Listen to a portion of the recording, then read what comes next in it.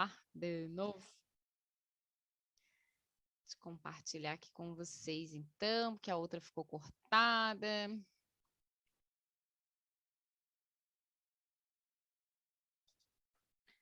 Tá indo, tá indo.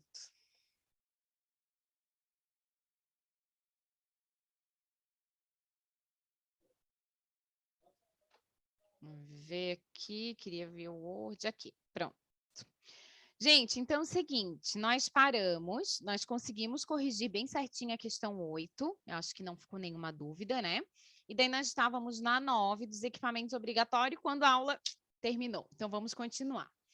A 9, volto a repetir, está relacionada aos equipamentos obrigatórios que eles têm pedido muito lá na prova. Então a gente tem que ficar atento, ligado naquelas páginas lá que eu falei para vocês antes, né? Lá no finalzinho da apostila. Deixa eu pegar minha canetinha vermelhinha aqui de novo. Então, vamos lá. Letra A. Gente, a gente está falando de equipamento obrigatório, tá? Letra A diz, limpador de vidro traseiro e almofada. Se vocês ficassem com dúvida do limpador de vidro traseiro, que não é equipamento obrigatório, a almofada, acho que já ia... Gente, a letra A não é nem a pau, né? Imagina, a almofada, equipamento obrigatório, nada a ver, né? Pode falar, Eliane.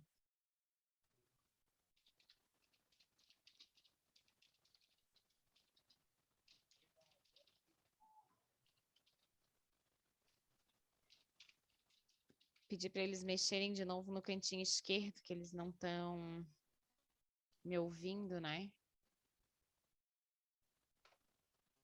Sempre que entrar, eu acho que tem que mexer no áudio, né?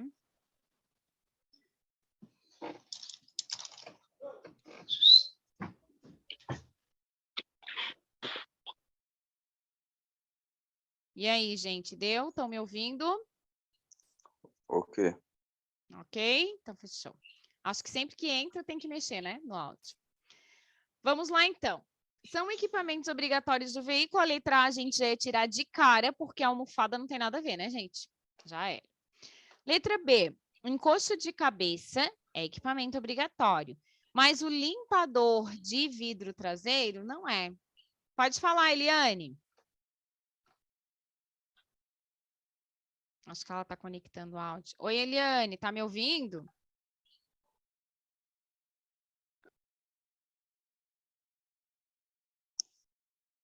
Tá me ouvindo, Eliane?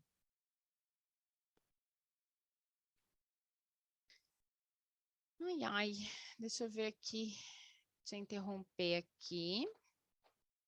Deixa eu tentar falar para ela para mexer no cantinho esquerdo.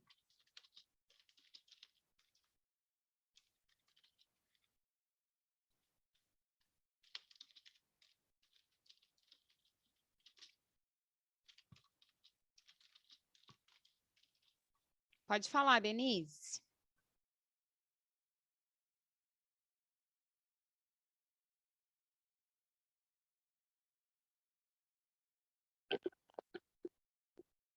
Queres falar, Denise? Não.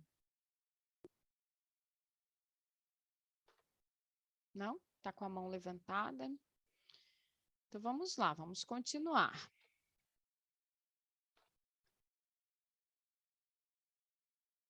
Aqui. Gente, então a gente viu que a letra A não é, porque o limpador de vidro traseiro não é e a almofada não é. A letra B, encosto de cabeça é, mas o limpador de vidro traseiro não é. Letra C, cinto de segurança é equipamento obrigatório, mas o conjunto de primeiros socorros não é. Se vocês forem lá na página 158 de novo, olha só, 2 questões de prova e 2 respostas na página 158, né? Se vocês forem lá na página 158, a questão 30, aliás, questão não, o item 30 dos equipamentos obrigatórios diz assim, material e equipamentos de primeiros socorros não obrigatório. Tá? Então, esse kit de primeiros socorros existiu uma vez, uma época, lá em 1998. Alguns de vocês não eram nem nascidos, tá? Agora não é mais obrigada, não. Eu acho que tem alguém que está com o áudio ligado. Aí eu peço para que desligue, que de repente acaba atrapalhando os outros, né? Então, a resposta correta da questão 9 é, sem dúvida nenhuma, a letra D. Os equipamentos obrigatórios, cinto de segurança e encosto de cabeça. De novo, apareceu ali encosto de cabeça. Ó. A gente tinha que saber nessa prova, quem fez a prova, que o encosto de cabeça é equipamento obrigatório, tá? Deixa eu interromper aqui para ver quem é que está com o áudio ligado, para eu desligar. Aqui, Redivan, ativei o mudo. Eu te mandei a mensagem ali. Ah, tá. É porque daí, como eu comecei a dar aula, eu nem vi o que é, Denise. Ah, tu mandou Tá, aqui no bate-papo? Isso, mandei, Tá. Deixa eu ver. Não vou conseguir ver todas as questões. Ah, tá. Eu imagino. A aula vai ficar gravadinha, depois eu vou jogar ali no grupo igual as outras. Ah, então tá bom então. Tá bom? Obrigada, tá? Nada. Boa noite, tá? Descanse. Obrigada. Tchau. Elaine, tá me ouvindo ou não?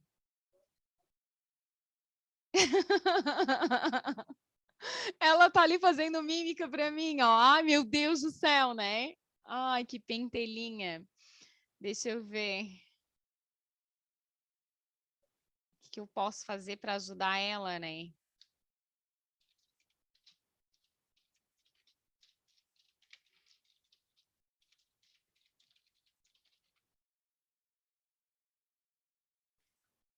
Para mim tá no cantinho esquerdo o áudio, né? Espero que para vocês também, que é onde eu tô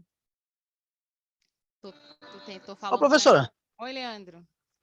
Tô com uma dúvida, uma pergunta. Quem passa a ter tipo platina, parafuso nos tornozelos, coisa assim, como vai dirigir assim, passa a ter algum tipo de deficiência? Não, sei, tipo que ficou sintoma, alguma coisa assim? Não, só se a pessoa, por exemplo, perdeu o movimento dos braços, perdeu o movimento das pernas, né? Não consegue fazer o movimento ali de pisar na embreagem, sente muita dor ao pisar na embreagem. Aí ela precisa de um carro adaptado, um carro que seja automático, né? Que daí não tenha embreagem. Só nesse sentido, daí cada caso é um caso, tem que avaliar cada pessoa, sabe? Não tem como eu generalizar assim, falar num geral, porque tem que analisar caso por caso. Às vezes Entendi. acontece, tá? Eu tenho um tio, por exemplo, que ele tem, acho que é platina na perna, uma perna ficou mais curta que a outra, então ele tem problema no quadril por conta disso, e ele não pode dirigir um carro manual, sabe? Porque ele tem Carro esse automático, problema né? ele só pode dirigir carro automático, e tá especificado aí na carteira dele, de habilitação. Tá bom então, obrigado. Nada. Deixa eu compartilhar aqui de novo, se a gente for esperar, né? Vamos lá. Questão número 10, vamos lá. A placa R18, que é aquela plaquinha ali, regulamenta. Essa pessoa que fez a prova, ela acertou muitas questões de placas, né? Já valeu, mas não sei se a pessoa passou ou não, mas ela errou quase todas as outras, né? Não vi ali, não fiz as contas. Normalmente a gente pede revisão quando reprova, né? Então vamos lá, essa plaquinha caiu na outra prova, por incrível que pareça, tomara que o pessoal que vai fazer a prova amanhã tenha essa placa também e acerte, né? Essa plaquinha R18, que aparece o caminhãozinho ali, é o tamanho do carro, é o comprimento. Não é largura e não é altura, é comprimento máximo permitido, tá, gente? Deixa eu pegar minha canetinha aqui, comentar com vocês. Porque existe, assim, ó, uma outra placa de regulamentação, também redondinha, que tem uma setinha de um lado, uma setinha do outro, que é a de largura máxima permitida. Na verdade, nem tem aqui nas respostas, né? Que podia confundir, mas como não tem, acaba nem confundindo, ó. Letra A, alfândega, nada a ver. Alfândega a gente já comentou hoje, que é aquela placa que tem um menos, assim, tem um risco. Comprimento máximo permitido, certa resposta. A altura máxima permitida, nada a ver. A altura máxima permitida é aquela que tem uma setinha em cima, uma setinha embaixo, assim, ó. Essa é a altura máxima. E velocidade máxima permitida, nada a ver, né? Velocidade é aquela que a gente vê direto aí com as velocidades no trânsito, né? Então, a resposta correta da 10 é a letra B. Essa aí também tá facinho. Número 11. Número 11, eu acho que pode pegar um pouquinho, se vocês não prestarem bem atenção na aula, na hora dos recursos das multas, né? Essa daí pode pegar, mas não vai pegar mais se cair na prova, vocês vão saber agora. Diz assim, as juntas administrativas de recursos de infrações, JARI, né? Isso lembra que a gente comentou lá da página 7? Os órgãos, né, relacionados ao Sistema Nacional de Trânsito, órgãos relacionados ao trânsito. Então tá. As jaris, as juntas, né, são órgãos colegiados responsáveis pelo julgamento de recursos interpostos contra penalidades impostas por órgãos executivos de trânsito. Resumindo até aqui, quer dizer, ele está explicando qual é o significado das jaris. E lembra que a gente conversa com vocês em sala de aula que sempre que a gente faz coisa errada no trânsito e recebe uma multa, a gente tem direito de se defender. E onde que a gente vai se defender? Na jari, Junta Administrativa de Recursos de Infração. Ou seja, a gente pode fazer recurso de infração onde? Na jari. Tá? Então, essa primeira parte está só explicando o que é esse órgão. Fechou. Contra decisões de uma jari que funcione junto a um órgão executivo de trânsito municipal, cabe recurso ao. A questão é muito difícil na nossa cabeça, mas sabe o que eles estão perguntando aqui? Eles explicaram o que é a jari e eles estão perguntando assim, se a jari for contra o nosso recurso, se a jari não aceitar, se ela indeferir o nosso recurso, para onde que a gente pode ir? Numa segunda instância. É aquele lance de primeira instância e segunda instância. A gente vai para onde na segunda instância? Para o CETRAN, para o Conselho Estadual de Trânsito. Ai, Charlene, mas eu não lembro disso. Essa parte aí pode ser que vocês tenham dormido, né? Ou pode ser que não tenham prestado muita atenção, que é uma parte meio chatinha. Mas vou mostrar para vocês onde é que está isso na apostila, para vocês lerem também. Já digo para vocês, página 29. Na página 29, aparece lá em cima, recurso em primeira instância, no jari. Recurso em segunda instância, no CETRAN. Tem tudo na apostila, gente, tudo, tá? Não tem como vocês... Está aparecendo uma caixinha aqui, mas não está na hora de... Ai, deixa eu só salvar, não sei se vocês estão vendo essa caixinha que está aparecendo. Quero só salvar aqui o vídeo para mostrar para vocês depois. Mas que coisa. Deu, fechou. Então, vamos lá. Não sei se essa caixinha que apareceu para mim apareceu para vocês, né? Parece uma doida falando de caixinha, se não apareceu, mas enfim. É porque eu estou salvando o primeiro vídeo. Então, beleza, gente. Tudo está na apostila, tudo foi comentado em sala de aula, e se vocês não lembram, eu estou dando as páginas para vocês relembrarem, tá? Número 12. O trânsito, ó, isso aqui tudo foi uma sequência de erro, né, que a pessoa cometeu, ó, mas vamos lá, para a gente não errar, tá? Essa prova, de todas as que eu já corrigi nesses aulões, eu achei a mais complexa mesmo, tá? Mais dificilzinha, assim, resgata umas coisas da aula que talvez a gente não preste muita atenção. O trânsito de veículo utilizado no transporte de carga indivisível que não se enquadra nos limites de peso e de dimensões estabelecidas pelo CONTRAN é permitido. Gente, também não é uma questão fácil, né? Porque essa questão a gente fala lá em categorias. Está na apostila também, nas páginas de categorias. Eu, inclusive, né, para quem foi meu aluno, sabe que eu mostro fotos de cargas indivisíveis. O que é uma carga indivisível? São aquelas cargas grandonas que não se dividem, que são transportadas naquelas carretas enormes, sabe? São cargas muito compridas, ou muito largas, ou muito altas, tá? Eles estão perguntando aqui o transporte, né? O trânsito desse tipo de veículo. O trânsito desse tipo de veículo é permitido em que situação? Tá? Vocês acham que a pessoa que vai transportar, por exemplo, sei lá, uma hélice, uma coisa gigante, né, nessas cargas indivisíveis, pode trafegar em qualquer lugar, a qualquer tempo e qualquer horário? Não, não é bem assim. Imagina pegar um horário de pico aí, um caminhão daquele gigante na tua frente, fazendo uma manobra lenta, andando devagar, né? Não dá. Então, assim, a letra A diz que é permitido apenas nas rodovias? Não. Já fica uma dica aqui, gente, ó, que quando tiver as palavrinhas apenas, somente, preste atenção, nem sempre é a resposta correta. Aliás, na maior parte das vezes não é a resposta correta, tá? Letra B. Com autorização especial de trânsito concedida pelo DENATRAN.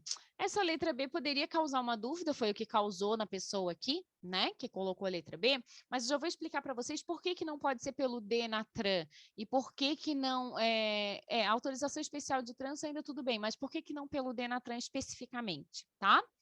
Letra C, autorização especial de trânsito concebida pela autoridade com circunscrição sobre a via.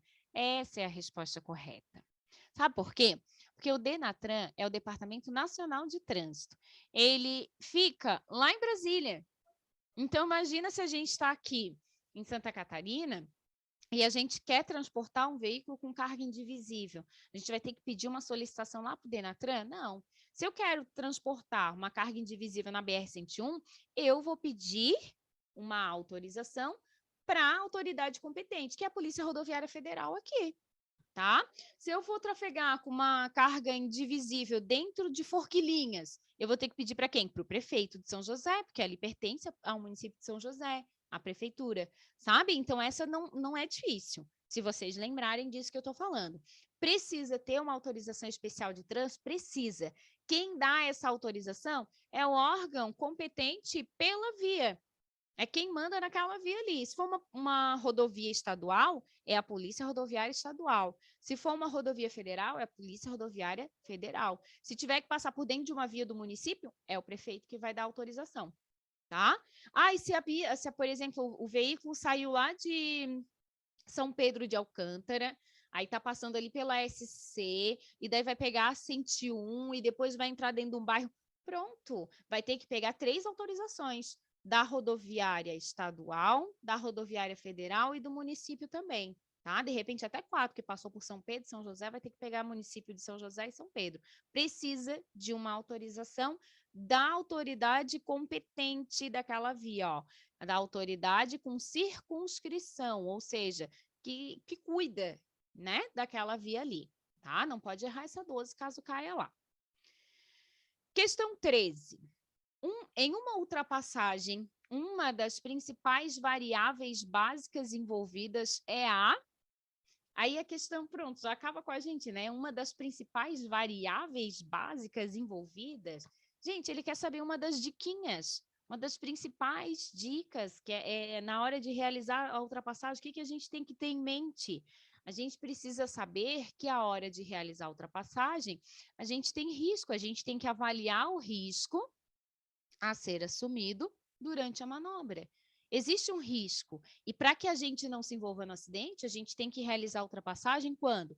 Quando a faixa permitir, quando não tiver vindo nenhum veículo no sentido contrário, quando não tiver ninguém te ultrapassando, quando o teu veículo realmente conseguir realizar a manobra de ultrapassagem, sabe? Então, existe uma avaliação. Na hora de ultrapassar, a gente tem que avaliar vários itens, várias situações, tá?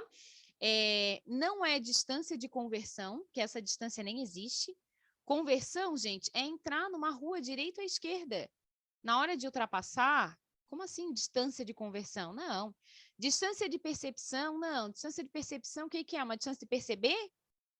Distância? Não, né? E distância de parada é outra coisa, né? Distância de parada é a distância que eu percorro do momento que eu vi que tem algo errado e eu parei. Né? Eu parei. Numa ultrapassagem eu não vou parar, né? Então, olha lá, em uma ultrapassagem, uma das principais dicas, tá? Porque uma das principais variáveis básicas envolvidas é o quê? Avaliar a situação, fazer uma avaliação da situação do local, avaliação desse risco, porque é um risco que se corre na hora de realizar uma ultrapassagem, se ela for errada, né? Se ela for certa, tu avaliou o risco de forma positiva e não se envolveu num acidente. Tá? Número 14. Todo condutor, antes de mudar de direção, deverá... Essa eu acho que é dada, hein? É para não tirar 0. Todo condutor, antes de mudar de direção, antes de ir para a direita ou para a esquerda, a gente tem que fazer o quê? Ligar os dispositivos indicadores de direção. Claro, seta para a direita e para a esquerda. Vocês sabem como é importante o uso da seta, né? Dá um toque rápido na buzina, imagina se cada um que tivesse que mudar de direção tivesse que buzinar, né? Não. Levar o veículo para a direita da via, nada a ver também. Piscar os faróis, nada a ver. Sempre que a gente precisar mudar de direção, a gente faz o quê? Usa a seta. Usar a seta é aquele primeiro ali, ó. Dispositivo indicador de direção, tá? Resposta correta é a letra A.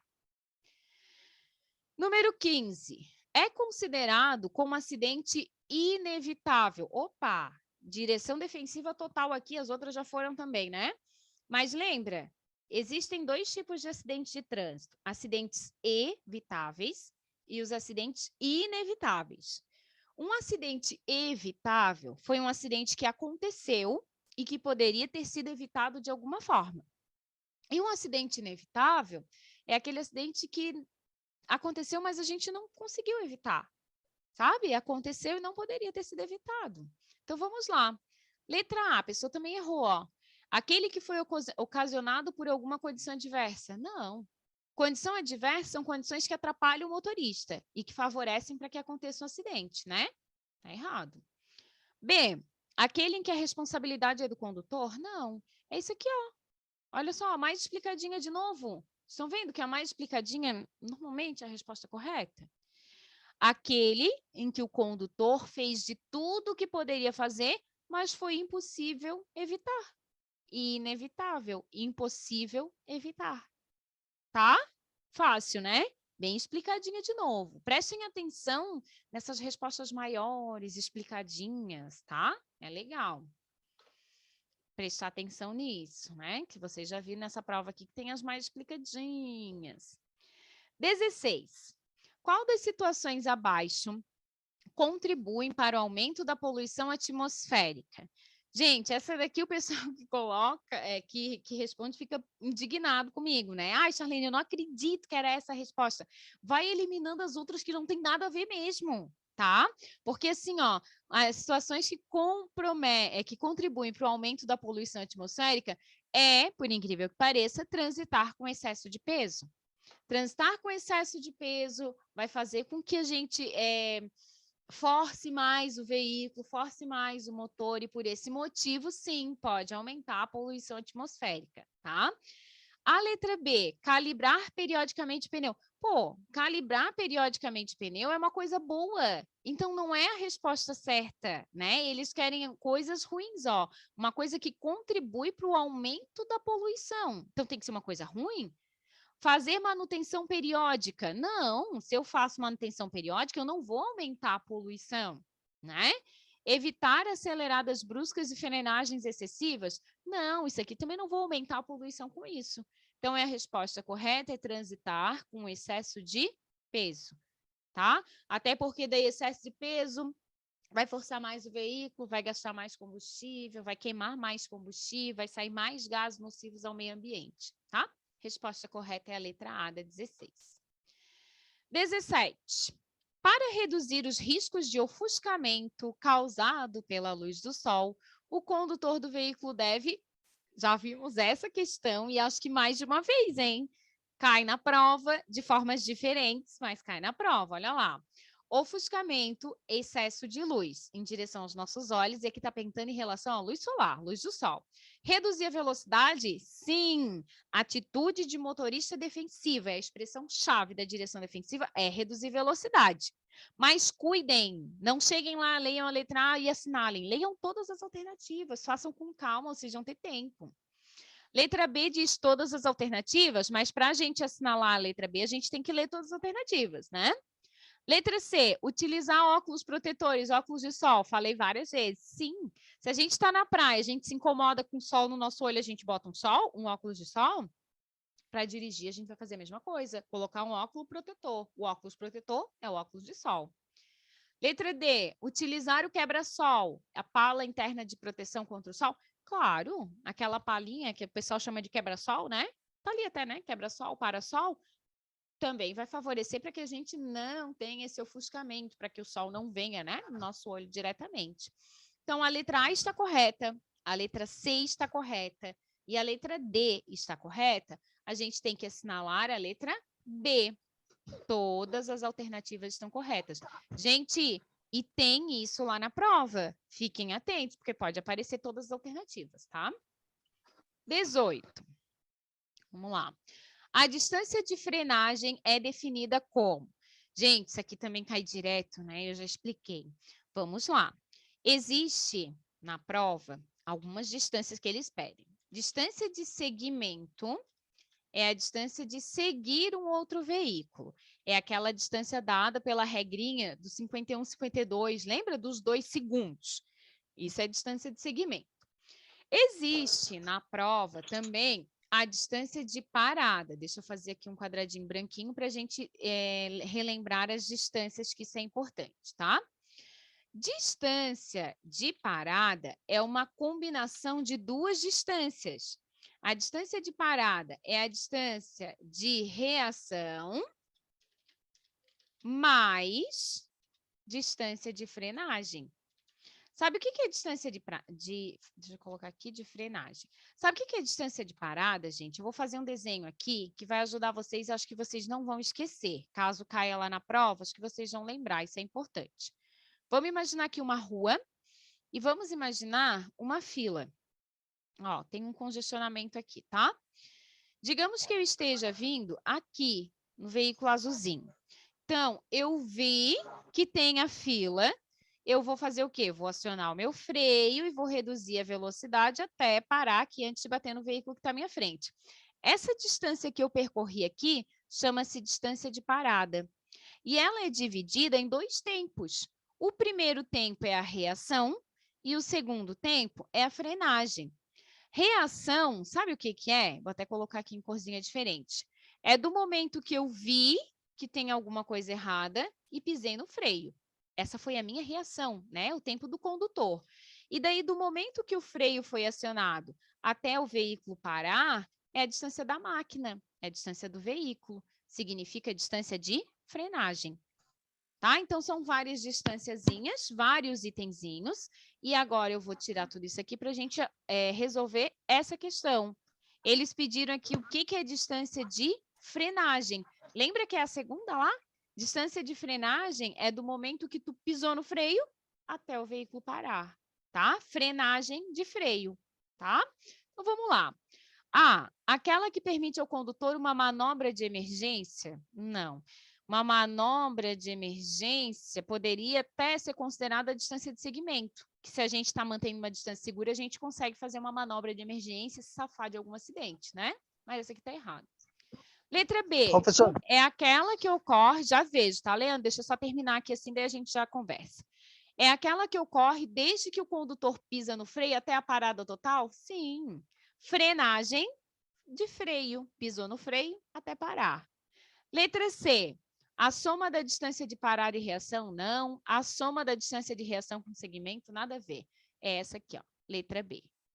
Resposta correta. Pode falar, Leandro. esse negócio de distância aí, as pessoas não respeitam muito a distância, né? Eles andam colado um atrás do outro, por isso aí dá muito acidente. Né? Não. Essa questão da teoria aqui é uma coisa, na prática é completamente diferente. O pessoal não respeita nada, né? Infelizmente. Por isso que dá tanto Eles acidente. andam colado um atrás do outro. Verdade. Esse dia eu tava indo pra Foquinha de carro, daí o cara já tinha brigado com a mulher dele em casa, né? Eu tava na fila indo devagarzinho, quase parando. Do nada eu senti uma porrada atrás do carro.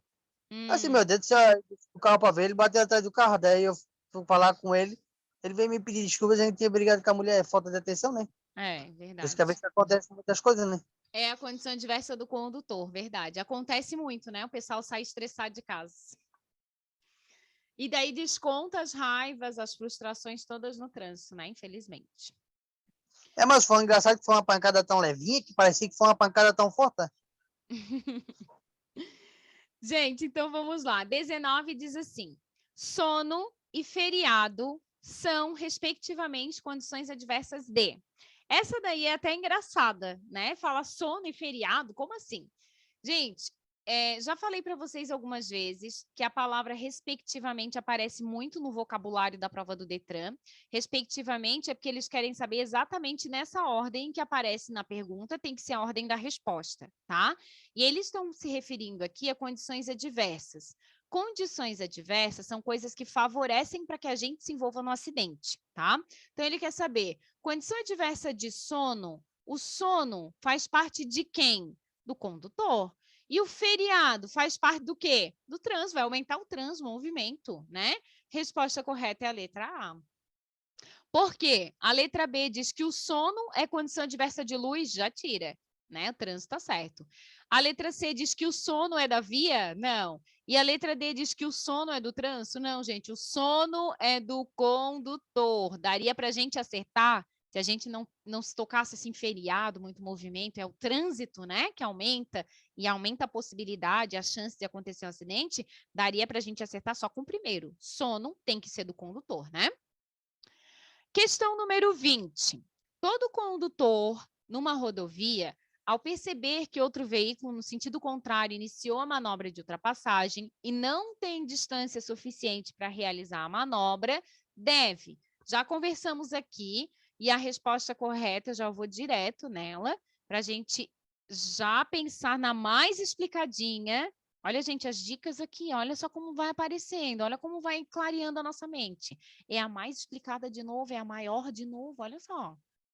A gente tem que reduzir velocidade e, se necessário, sinalizar e manobrar o veículo em direção ao acostamento, a fim de que o outro veículo conclua a manobra de ultrapassagem.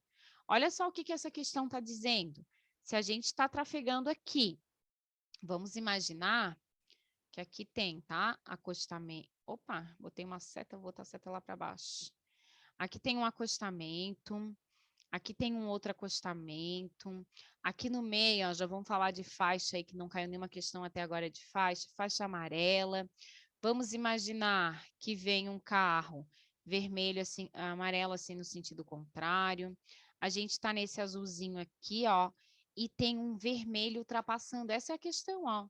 Ó, a gente está numa rodovia, tá? A gente está aqui dentro desse veículo azulzinho aqui embaixo, tá? Estamos aqui. Aí o carro da frente está ultrapassando e não vai dar tempo dele voltar para a pista. O que a gente faz? Reduz a velocidade e sinaliza, se precisar, sai para o acostamento, para não colidir nele, né? Ó, mais explicadinha, a letra B. A letra A diz, esperar o outro veículo parar e desviar. Não, ele não vai parar, ele está ultrapassando. Reduzir velocidade e deixar o veículo entrar no acostamento. Não, ele não vai, o acostamento é teu. Reduzir velocidade, esperar o veículo que está sendo ultrapassado entre no acostamento? Não. A resposta correta é a mais explicadinha, tá? A gente reduz velocidade e qualquer coisa, a gente que vai para o acostamento. 21. O condutor defensivo deve conhecer o fato de que, em geral, nos veículos sem o sistema ABS de freio, a força de frenagem fica onde? Gente, vou direto ao ponto para vocês não errarem essa. Se não tem sistema ABS ali de freio, a parte mais pesada do veículo fica nas rodas dianteiras. Então, é na roda dianteira que freia mais, é na parte da frente que freia mais, tá? Então, olha só, nas rodas traseiras é menor do que nas dianteiras. Pensa sempre assim, a maior parte dos carros, o motor vai na frente, fica a parte mais pesada, então precisa ter, o sistema de freio é maior nas rodas da frente, tá? Número 22. Vou tentar corrigir rapidinho, porque daqui a 5 minutos vai acabar o tempo de novo, tá? Para a gente não voltar. Vamos ver se dá tempo. No transporte de crianças com idade inferior a 10 anos, qual das situações abaixo está incorreta? Gente, no transporte de crianças menores de 10 anos, qual que está incorreta? A.